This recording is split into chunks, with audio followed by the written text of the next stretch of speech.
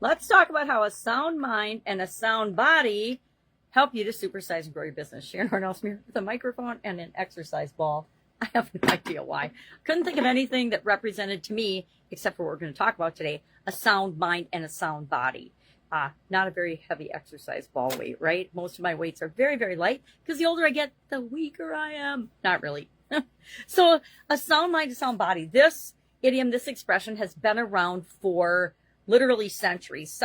Socratic Greek philosopher by the name of Thales used it. Plato's associated with it.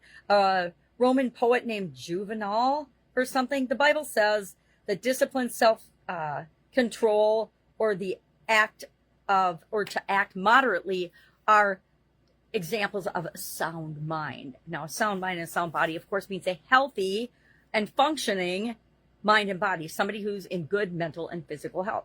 Well, guess what? If you're not in good physical and mental health, it's harder to grow and supersize your business. Now, I will not claim that a sound, maybe a sound mind, or no, maybe not. Maybe a sound mind and sound body aren't required to grow and create a great business. They make it a lot easier and more fun for the people that are in that organization. If you're not crazy and doing crazy things. Now, other people will tell you the things that you want to do are crazy in your business. You'll get it all the time, especially from people you love and care about. But it's the people that you surround yourself with and the people that are in your organization and what they think and feel and believe. And are they driven by your overarching vision or not that matter the most. We need to surround ourselves with like-minded people if we ever want to accomplish anything. I also want to talk about a topic around this particular idiom and expression, because my biggest question is, how do you know if you are of sound mind and sound body?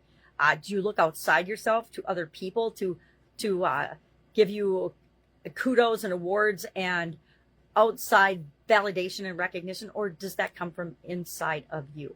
I contend that those things are nice and fluffy and they're good to have and they give us a warm, fuzzy feeling. But the thing that really matters is what's going on inside of you and your organization. How do you know what's going on inside you and your organization? One of the things over my decades of working with different businesses and consulting for different organizations has been that what the owner or CEO or the leadership group of an organization thinks the culture is and what the culture actually is can be two entirely different things. It's like our mindset and our beliefs and our thoughts and our reality. We each have, and our business as well, our own personality, our own identity, our own reality, our own way of perceiving the world. And that's slightly different than everyone else's. And it only becomes a problem if there are conflicts. Just like limiting beliefs come from our subconscious, the culture that we think we have versus the culture that we have in our organization might not be the same thing. So how do we know what it is? One of my favorite ways is to have an audit, or to audit that culture. And you can audit it, meaning review it, check in on it in different ways. Depending on the type business you have, you can have secret shoppers or secret customers that experience your organization as a customer. Can't really do it yourself because you're too close to it and you won't see the things that an outside perspective, an independent third party outside perspective will see. There's lots of different ways of accomplishing that. We've done it in literally hundreds and hundreds of different ways.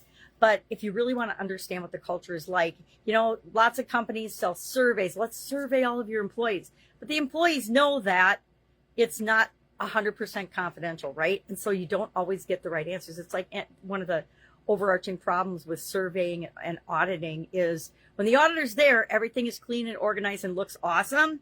But how does it really work behind the scenes? How do things really work and operate when, a third party or big brother or somebody isn't watching? And we want to know that as the leader of our organization, because our culture is actually like a thermometer. It tells us how healthy our organization is, just like a thermometer tells us if we have a fever or not, or if we're healthy. And looking at our culture is a really good way to find out what's really going on. Do people really understand what we're doing in our organization? Do they really know what we're building together? The healthiest organizations, everybody does, and they're all on the same page working toward the same goal and objective.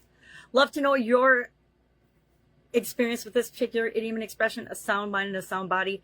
As somebody that's had chronic pain and chronic illnesses throughout my life, my definition of a sound mind and a sound body is very different than a lot of people's, but I also know that I won't let that ever stop me or be an excuse for not creating the life and the businesses that I want.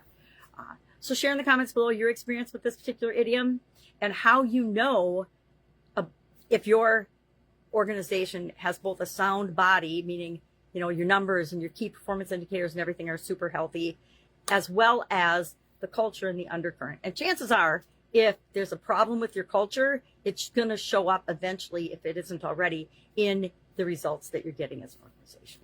All right, have a great day, and I'll, of course, be seeing you around with another interesting idiom. What does it mean? Where does it come from? And how might you use it to supersize and grow your business? Have a great day.